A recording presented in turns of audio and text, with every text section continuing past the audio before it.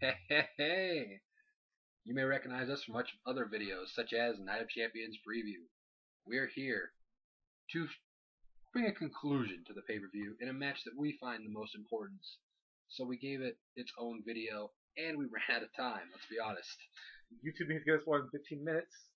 If any of you know how to do that, let us know. Yeah. We're hurting out here. Or write your local senator and they might be able to help us. Say, giveTrioloshamoretime.com. Anyways, what's the match we're talking about? We're talking about Triple H The game. versus Bill CM Punk Brooks. The best wrestler in the world. Yes. This match, I feel, should be the main event of Night of Champions. Yeah, unless they have to do something else with the participants later, I agree with that as well. Because it has the biggest implications, you know? By far. It's the COO. He could lose his job. Yeah. This is one of the instances where you don't have to have the WWE Championship as the main event just because it's the WWE Championship. This is bigger than that. It is like bigger. The build-up's been bigger. John Cena Del Rio, it's like there's no build-up. It's just run him off, hit him, run him off. Yeah. And even then, the build-up for this hasn't. It was the build-up for CM Punk versus Kevin Nash was there, and then they kind of flipped directions, and even then they were still able.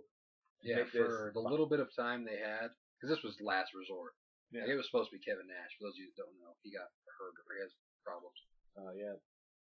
But so for the time they had to flip the switch, they've done a good job of getting these guys set. It's just too early. Like this, but it's not their fault. This was, this was supposed to be way down the line. Yeah, it's supposed to be. This wasn't supposed to be happening. Ender, you know. Yeah.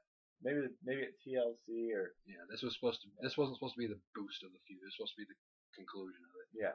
But either way, there are so many ways they can end this. Exactly. Cool. So we're gonna dive into a few that we think. Yeah. One of mine that I have talked about I was telling him about it the other day, is that CM Punk versus Triple H, CM Punk will end up winning due to the fact that Kevin Nash will come out to help Triple H, but then the Brigade, Colt Cabana, and the Kings of Wrestling, Chris Hero and that Claudio Castagnoli. Yeah, we're not gonna Castagnoli. I don't know how to pronounce it, but whatever. I think I got it. Yeah, they come out, help Punk, the ROH thing that you've been hearing about probably. Yeah. And then it starts a faction there, and they end up going after each other. And then Triple H would lose his job, and then Laurinaitis would take over or something. Yeah. And then, but Laurinaitis would still be with them because he's the one that signed Nash or whatever. Yeah. And it would all just be one big thing. So Triple H really doesn't lose anything in the end. It's just more of a ploy or whatever. And the main problem I see with this is the Kings of Wrestling, unless those guys, I don't see them running in to save per se. I couldn't see Colt Cabana running in there and then pulling him off and doing all that stuff because he's like a more pure wrestler, Mm. So this would need to be something that CM Punk would say, you know what? It's no DQ, and I feel like doing some crazy stuff, so I got my reinforcement, and they come out at the start. I feel like if they have them run out, that's almost too much. Having one guy run out and having three guys run out who nobody has heard of, unless you are deep into the wrestling world, which is probably most of you watching this.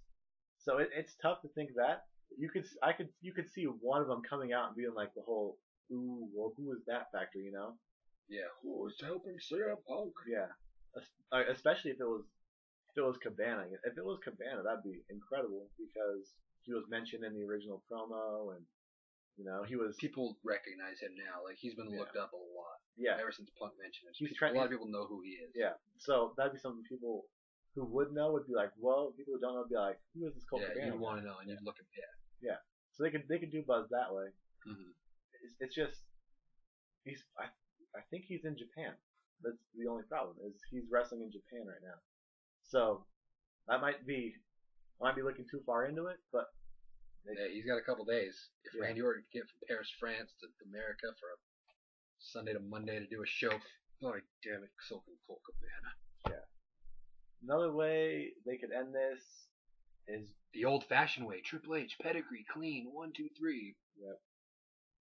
I feel that's a viable option as well. Unfortunately, yeah. And then CM Punk winning clean.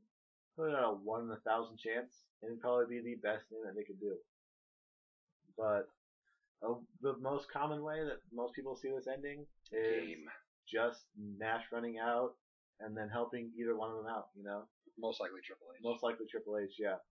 Because... Like, he could go into the ring, look at them both, and then boom. Oh, but Seth Meyers, the dude on Twitter who used to write for him, if you don't follow him, you should follow him. This is a random plug for him. What he was talking about on Twitter was he was calling a Nash run-in, but at the point where Triple H is in that whole groggy, I don't know what's going on mode. He goes in there, jackknife, powerbomb, CM Punk, then pulls Triple H over the top, where Triple H doesn't realize that he just won because of Nash. He's just like, oh yeah.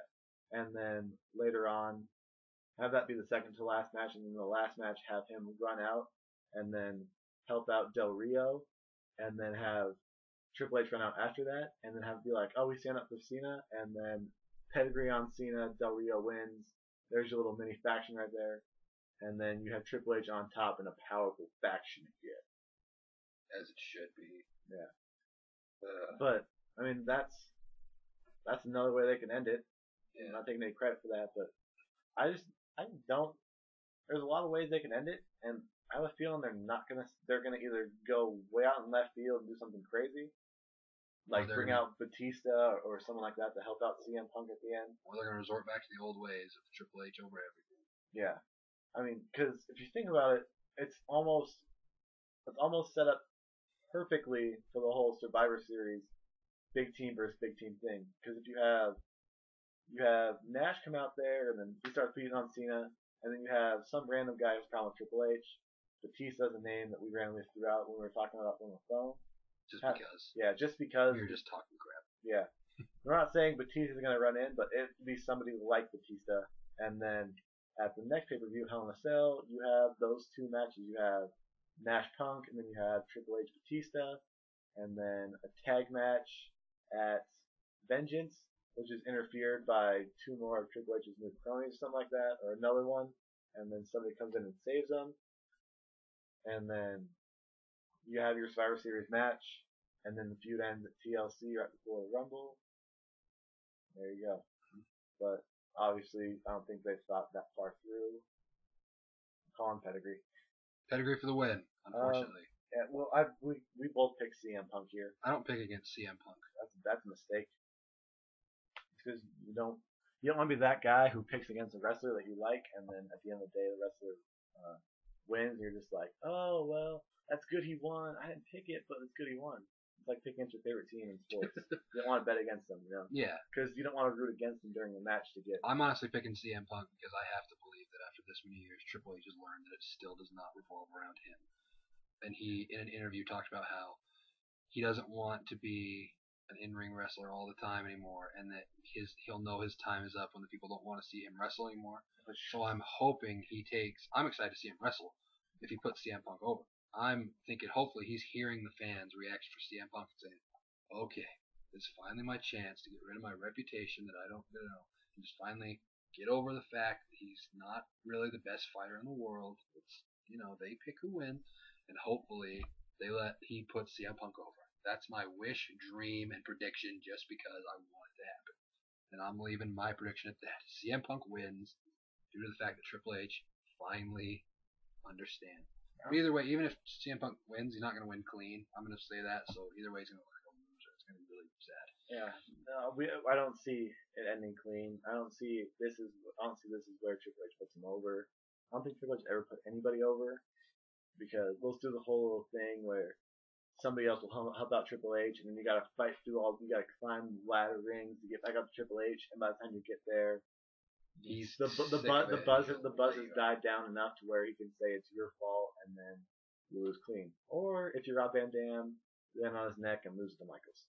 Because Rob Van Dam sucks. You heard it here first. Justin Peck. He does not condone that. I do. Anyways, before we get off topic about Rob Van Dam, who are you picking? I'm picking CM Punk. I'm picking CM Punk by pinfall.